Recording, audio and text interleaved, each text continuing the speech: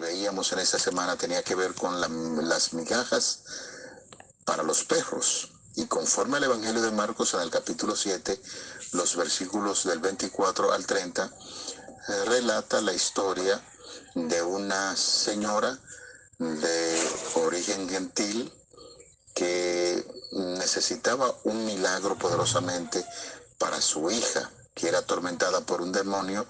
Recuerden la diferencia que hacían los judíos con los gentiles, que lo consideraban como perros. En aquel entonces, en ese encuentro, Cristo, mientras estaba realizando su ministerio, una mujer se aventuró para tener un diálogo con el Señor Jesucristo.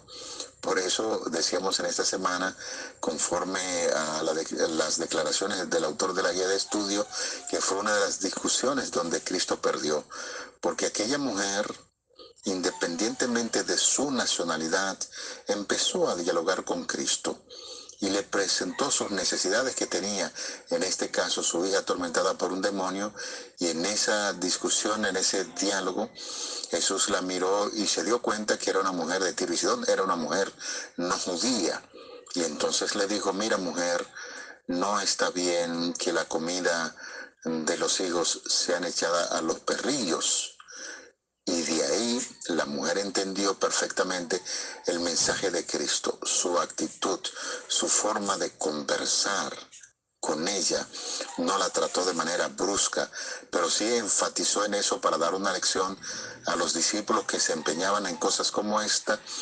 Y entonces él le dijo a la mujer: sí, Señor, pero aún nosotros los perrillos tenemos el privilegio o la necesidad de comer de las bendiciones de esos alimentos que caen de la mesa de los hijos. Y ahí fue cuando Cristo puntualizó: oh mujer, grande es tu fe, ve, conforme a lo que tú has pedido será hecho.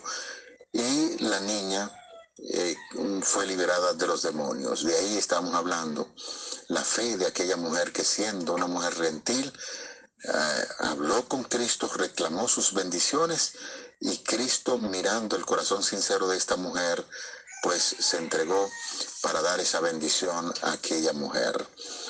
Todo esto nos hace llevar en este momento a un milagro muy interesante que también estábamos estudiando en esta semana. Tenía que ver con la lengua trabada.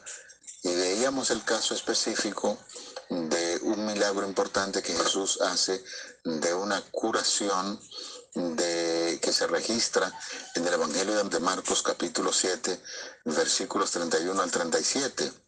Cuando salió de aquella región de Tiro y Sidón, donde tuvo el encuentro con aquella mujer, se dirigió al mar de Galilea, y pasando por la región de Decápolis, le trajeron un sordo y tartamudo y le rogaron que le pusiera la mano encima, y tomándole aparte de la gente, metió los dedos en las orejas de él y escupiendo tocó su lengua, y levantando los ojos al cielo gimió y le dijo: Efata, es decir, sea abierto, y ahí se produjo el milagro.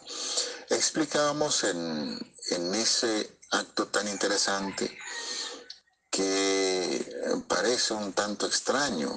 Jesús pudo haber dicho la palabra y simplemente aquel tartamudo empezaba a hablar normalmente y podía escuchar, pero los órganos afectados, que en este caso eran los oídos y la lengua, Jesús utilizó saliva para trabajar con ellos. Y explicábamos que muchas de las tradiciones que existían en aquel entonces y la creencia es que la saliva tiene poder curativo, la saliva del primogénito, y Jesús, ubicándose en esas tradiciones para tratar de demostrar que Él es el primogénito Hijo de Dios, que Él es el primogénito, y por lo tanto su saliva tenía poder curativo. Jesús tocó, repito una vez más, los órganos afectados y se produjo el milagro. Dio a entender a aquellos que tenían la creencia que sí, Jesús con ese método tradicional curó, para decirle: miren, en este caso, si ustedes creen que la saliva tiene poder curativo y no de cualquier primogénito, sino del Padre, pues yo lo hago. Y curó de esa manera, y decíamos que en 2 casos más Jesús utilizó el método de curar con la saliva. ¿Quedó claro entonces que Jesús es el primogénito, Hijo de Dios, y como tal tiene poder para curar? Aquellos que tenían esa creencia debieron mirar en Jesús, el Salvador del mundo. Y una de las grandes lecciones que aprendimos también en esa semana es que ya el tartamudo y aquel que no escuchaba muy bien pudo entonces escuchar las palabras de Cristo cuando le curó, y pudo comunicar también esas buenas nuevas de salvación.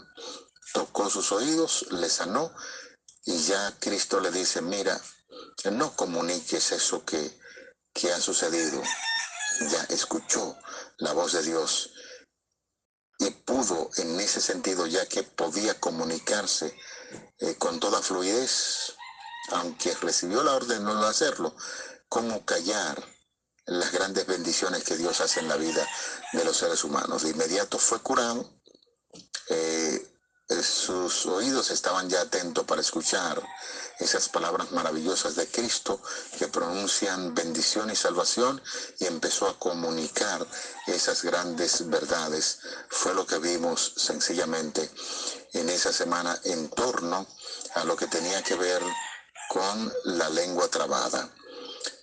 Finalmente, pues veíamos el caso de cuidado con el pan en mal estado, para referirnos a la postura que habían asumido los escribas y los fariseos, que desilusionó totalmente a nuestro Señor Jesucristo, porque estaban más enfocados en los asuntos de pedir milagros,